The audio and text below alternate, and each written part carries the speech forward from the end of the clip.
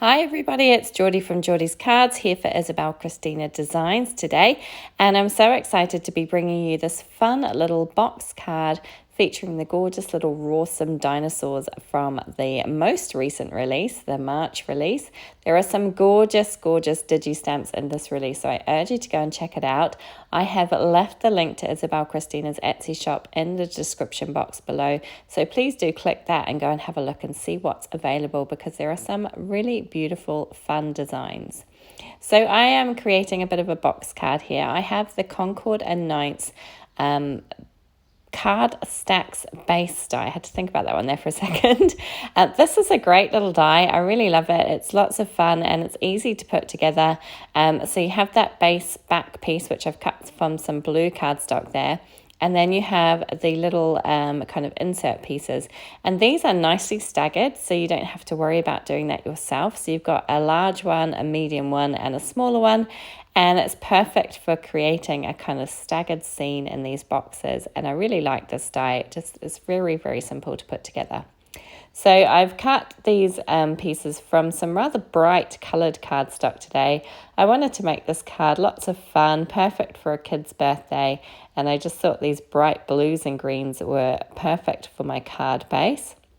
These are just some pieces of cardstock that I got from my local stationery shop. They're not branded, so I don't know what they are, but they're a decent weight, perfect for a box card like this one. So I'm just using my Lawn Fawn score tape here. This is the 1/4 inch width, and it's the perfect size for these little flaps. The tape literally just fits on there, so it's just absolutely perfect for this. So I'm just attaching that tape down to each kind of scored tab piece on these little insert pieces. So these are going to be like my grounding pieces for my box card. And once I've attached all that tape there, I can just go ahead and start assembling my box. So you can see there's 2 score lines on that larger base piece. And I've gone ahead and scored those, and then I'm just going to remove the backing paper from one of these insert pieces. So this is the tallest one, which is going to go right at the very back. So you can see I've just left about 1/4 inch, maybe slightly more than 1/4 inch from that first score line there to attach that first one down. Doing the same with this kind of middle-sized piece. And then I will attach that last one, the smallest piece, kind of right at the edge of the card base, so that it creates the kind of front flap, and it looks quite seamless once it's all put together, and I really like the way this one goes. So you can see I'm just attaching that there right on the edge, and I'm making sure that my pieces line up with the edge of the bottom of my card as well. Once that is done, all that I have to do is remove the score tape from the pieces on this side, so that right-hand side of these little pieces. And then I just need to flip that blue piece over on that score line to pick up those pieces. And that's it. It's done. Really easy to put together. Really easy. If I can do it, anyone can. And there is my little box card, and it just pops up and stands up really nicely. So once that's done, I'm sorry I'm knocking my camera around as I'm doing this, I just need to figure out where I'm going to put all my little guys in here. So I started out trying to place things down, and I decided that I needed something a little bit extra. It was looking a little bit too bare for my liking. So before I went any further, I decided to pull out some puffy clouds, which I will bring out here in a second. And these are the Lawn Fawn puffy cloud frames. So they're literally just the frames of the clouds, and I really like the way that these look. And I just think they add a little bit of something extra to my otherwise rather plain looking sky. So I'm going to go ahead and attach these down with some liquid glue here.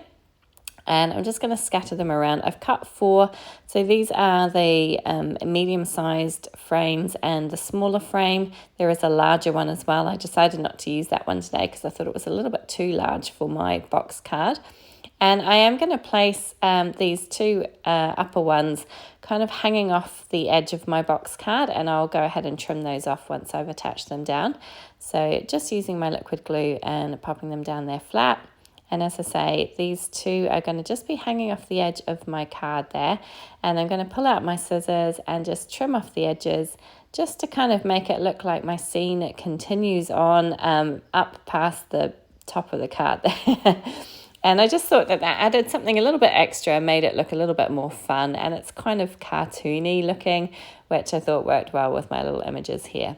Now my pterodactyl is going to be flying up in the sky, but I decided I wanted to pop him up from the base of the card just slightly, just to give him a little bit more dimension. So I'm attaching some foam squares down on top of him there, and I will go ahead and remove the backing paper from those and just pop him into the sky.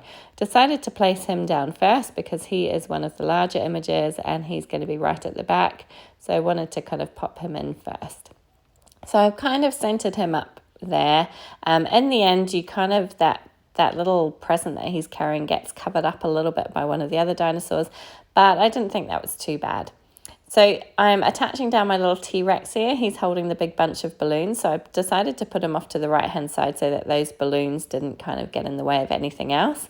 And they are kind of hanging over the edge, but I've just moved it around there a little bit, make sure that it's all going to fit in nicely, and it does. Now this guy, I think he's I'm not sure what he is, a Syntaeosaurus, I'm going to guess. See, my son was mad about dinosaurs when he was young, and I learned all the names of them, but it's been a few years now, and I think I've forgotten them, so I'm not quite up to date with them. So here's, I think, Diplodocus here. I'm going to pop him in there. I was going to stick him on the front, but I'm going to leave that front clear for my sentiment. So you can see with this little Triceratops, I'm kind of thinking about that, and then I decided, no, I'm going to put him back further because I need to put my sentiment right on the front there.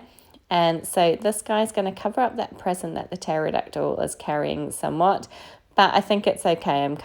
I'm all right with it. So I've popped them all in there, and then all that's left to do is to pop my sentiment on the front. Now, you could definitely do this before assembling everything, but it works fine. I'm using this Heffy Doodle Dino timestamp set, which has this awesome little sentiment that says, "Have a terrific birthday." And I thought that was ideal for my little card here. It's just so fun and colourful and complete now. That is it. So I hope you enjoyed this one today. Do please go and check out Isabel Cristina's Etsy shop. As I say, I've left the link down below. Let me know what you thought of this one. Give it a thumbs up if you liked it. Leave a comment down below. I'd love to hear from you. And please do subscribe to my channel. I'd love to see you come back. Thanks for joining me.